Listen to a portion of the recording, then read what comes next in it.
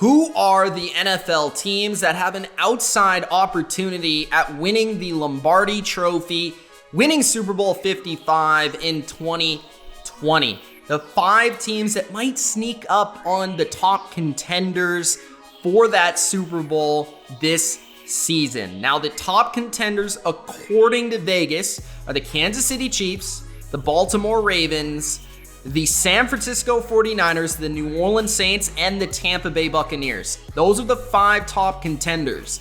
These are the teams, the dark horses, that could sneak up on those 5 and make a sneaky run at the Lombardi this year. Before I give you the 5 dark horses for 2020, grind spike the like button, subscribe to The Bottom Line View for more NFL vids just like this, and comment below your opinion on the 5 dark horses for 2020. The 5 teams outside of the top 5 that could make a run at that Super Bowl. The number 5 dark horse entering 2020 is the Philadelphia Eagles. When you're talking about a strange NFL season that's upcoming, you need to look at teams that are trustworthy. And I trust not many other teams ahead of the Philadelphia Eagles. They're at the top of the list in terms of trustworthy franchises. They have a great general manager who knows what he's doing. They have a phenomenal head coach and a gamer at quarterback in Carson Wentz. Doug Peterson, Wentz, that combination is going to be able to win the Eagles game single-handedly, but it is around them that I believe could allow them to make a run. I think the X factor being the weapons, the playmakers offensively for the Eagles that improved this offseason, whether you're talking about Jalen Reagor out of the draft, Deshaun Jackson being back, that dynamic duo at tight end, or Miles Sanders taking a step into upper echelon running back area category.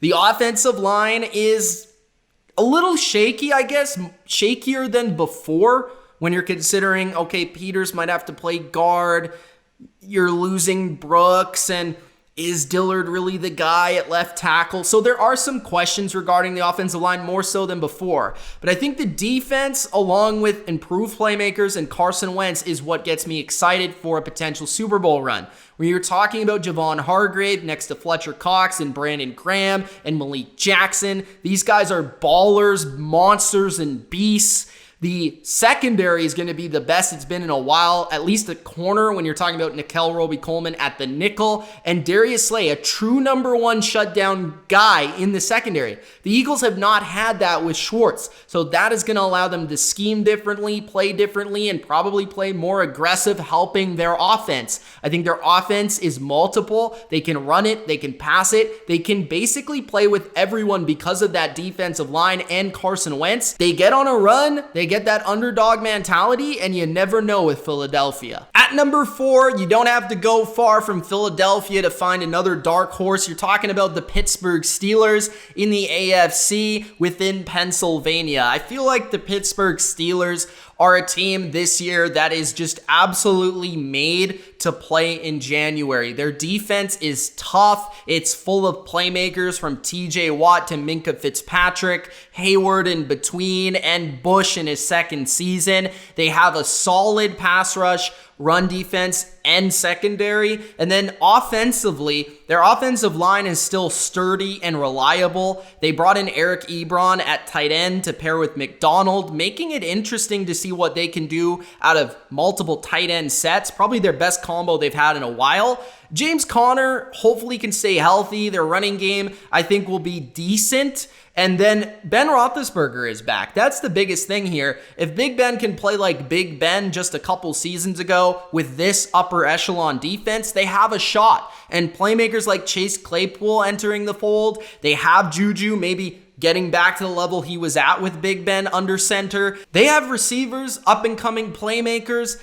and a coach who's proven in Mike Tomlin and a great leader. They are a franchise that you can never count out. They're one of the most consistent year in and year out winning franchises. And with the combo of a Hall of Fame quarterback at the end of his career and a top defense, I think the Steelers are a dark horse that could upset anyone come playoff time. At number 3, the third biggest dark horse entering 2020 is the Seattle Seahawks. The Seahawks, I think, are the team that most people probably throw in there as their sixth team, their sixth favorite, or maybe they even have them in the top 5 for contenders in the NFL entering 2020. But according to Vegas, they are not. Seattle, with Russell Wilson and Pete Carroll, are a winning team, and they go to the playoffs every year. With the Seahawks, it's more of a matter of, okay, we're in the playoffs, what can we do from there? And that is why they're a dark horse, because Russell Wilson has the magic within him to upset any team. Like, you can't scheme for what Wilson does on the field. And that allows broken plays to beat upper echelon defenses and to get into shootout type of games. He's also proven that he can come from behind and win in comeback fashion, which is huge in the playoffs for upsets. And their defense just added the best safety in football with Jamal Adams. They still have Bobby Wagner. And if their defensive line could find one little diamond in the rough, they might be good to go in the NFC. I think the NFC is kind of wide open. I don't see a true Chiefs team. I don't see a true Ravens at the top of the list. I think the Seahawks, with Wilson, with Carroll, with Adams now, and Metcalf and Lockett in a strong rushing attack, they could be a team that could upset anybody, win a shootout, win a low-scoring game. Their quarterback doesn't turn the ball over, but also makes plays. This team is proven. They got plenty of vets. They got plenty of playoff experience, and I think they can do it in January. The number 2 dark horse team entering 2020 is the Dallas Cowboys. Some people are going to laugh at this. Some people are going to say, good for you. This is a great pick. Either way, you love or hate the Cowboys, which makes them a dark horse this year. Because I think some people are underrating the Cowboys and some people are overrating the Cowboys potentially. But I actually haven't seen a lot of overrating the Cowboys this year, which makes me wonder, are they actually underrated? Because Dallas is one of the most talented teams on paper this year. They were last year. They underwhelmed, they disappointed, and people have kind of gotten off the bandwagon.